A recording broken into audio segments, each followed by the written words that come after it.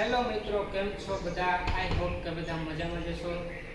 લુસાડાના ticket બારી આપણે આવી ગયા છીએ. પાર્ટ 1 વિડીયો આપણે બનાવી નાખ્યો છે, જેમાં આપણે તમને જણાવેલું છે લુસાડાથી રાજકોટ સુધીનું ટિકિટ ભાડું કેટલું છે. તો હવે પાર્ટ 2માં આપણે જણાવવાના છીએ કે લુસાડાથી સોમનાથ સુધીનું ટિકિટ ભાડું કેટલું છે. તો ટ્રેનની માહિતી આપણે આપી દીધી છે, વિડીયો આગળ બનાવેલો જ છે કે ટ્રેન કેટલી નીકળે છે અને ક્યાંથી ક્યાં જાય છે. તો હવે બીજી વાત આપણે ટિકિટ ભાડાની કરવાના છીએ.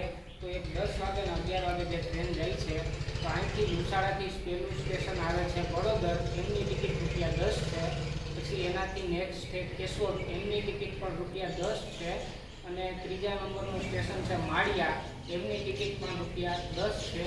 અને એનાથી આગળ આપણે જઈએ તો ચોરવાડ રોડ આવે છે, ગળું કહેવાય, ગળું ચોરવાડ રોડ, એમની ટિકિટ પણ માત્ર ₹10 છે.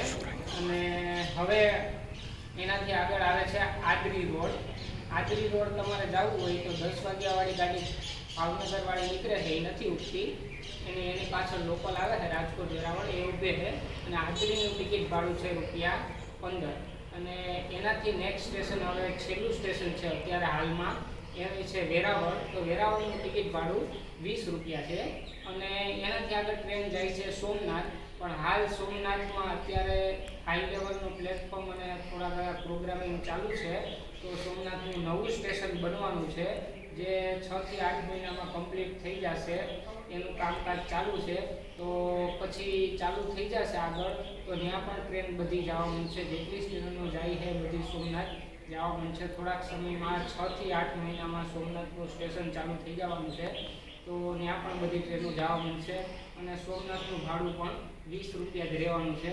તો મિત્રો, તમે સફર કરવી હોય, લોંગ સફર છે અથવા નાના મોટી સફર છે, કેશોદ આ બાજુ રાજકોટ, તો રાજકોટના તો માત્ર ₹30 છે. આ બાજુ તમારે ચોરવાડ ગળું જવું હોય તો એના ₹10 છે. અને વેરાવળ જવું હોય તો બાય રોડ કરતાં ટ્રેનમાં સફર કરો, બહુ મજા આવશે, ખૂબ સુવિધા મળે છે.